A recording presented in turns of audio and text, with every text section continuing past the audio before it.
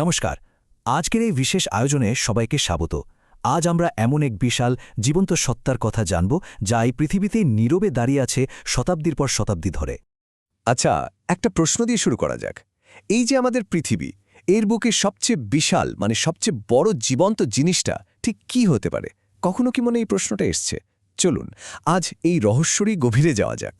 তো এই যে বিশালতার কথা বলছি, এর উত্তরটা কিন্তু লুকিয়ে আছে একটা গাছের মধ্যে। তবে হ্যাঁ, এটা কোনো সাধারণ গাছ নয়। এর নাম হল জেনারেল শারম্যান ট্রি, আর এটি জায়ান্ট সেকুইয়া প্রজাতিরই এক সদস্য।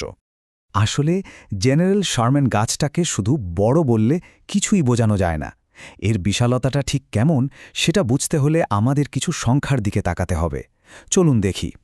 প্রথমে যদি এর উচ্চতার কথা বলি, গাছটা প্রায় ৮৩ মিটার উঁচু। একটু ভাবুন তো, এটা প্রায় একটা ২৭ তলা বিল্ডিংয়ের সমান উঁচু। অবিশ্বাস্য, তাই না? কিন্তু জানেন, উচ্চতা এর আসল পরিচয় নয়। আসল যে বিস্ময়টা, সেটা লুকিয়ে আছে এর কাণ্ডের আয়তনে। এর আয়তন প্রায় শুনলে অবাক হতে হয় ১৫০০ ঘনমিটার। আর এই বিপুল পরিমাণ আয়তনই কিন্তু একে সবার থেকে আলাদা করে তুলেছে। তার ব্যাপারটা পরিষ্কার।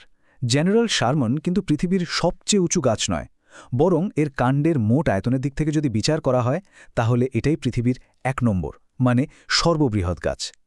এই পার্থক্যটা মনে রাখাটা কিন্তু খুব জরুরি। শুধু যে আকারে বিশাল তাই নয়, সময়ের হিসেবেও এই গাছটা যেন এক জীবন্ত ইতিহাস। এর বয়সটা শুনলে হয়তো বিশ্বাসই হবে না, এটা আমাদের কল্পনারও অনেক বাইরে। চলুন এবার সেই গল্পটাই শোনা যাক। এই যে টাইমলাইনটা দেখা যাচ্ছে, এটা কিন্তু অসাধারণভাবে পুরো ব্যাপারটা তুলে ধরে। গাছটার বয়স প্রায় ২৫০০ বছর। মানেটা কি দাঁড়াচ্ছে? যখন এই গাছটার একটা ছোট্ট চারা হিসেবে জন্ম হয়েছিল, তখন পৃথিবীর অনেক নামকরা সভ্যতা তাদের যাত্রাটাই শুরু করেনি। ভাবা যায় একবার, কত শত সহস্র বছরের ইতিহাস এর চোখের সামনে দিয়ে বয়ে গেছে। তবে এই যে হাজার হাজার বছরের লম্বা জীবন, এই পথটা কিন্তু একদমই মসৃণ ছিল না। শুধু এই একটা গাছ নয়, পুরো জায়ান্ট সেকুইয়া প্রজাতিকেই এক ভয়ঙ্কর সময়ের মধ্যে দিয়ে যেতে হয়েছে।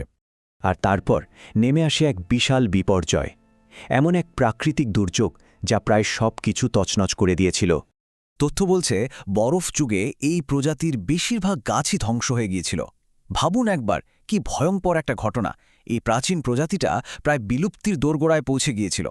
আর ঠিক এই জন্যেই আজ এই বিশাল প্রাচীন দৈত্যের মতো গাছগুলো পৃথিবীর হাতে গোনা মাত্র কয়েকটি জায়গায় দেখতে পাওয়া যায়।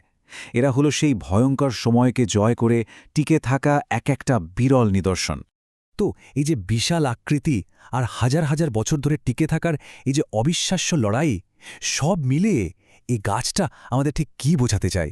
চলুন আলোচনার একেবারে শেষ পর্যায়ে এসে এবার সেটাই একটু ভাবা যাক। বলা হয়, এই গাছের নিচে গিয়ে দাঁড়ালে নাকি প্রকৃতির আসল শক্তিটাকে একেবারে ভেতর থেকে অনুভব করা যায়।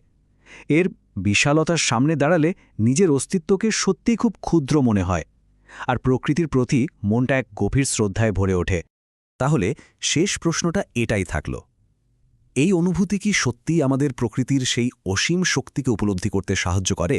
এর উত্তরটা হয়তো একমাত্র সেই প্রাচীন বিশাল গাছটার নিচে গিয়ে দাঁড়ালেই পাওয়া সম্ভব।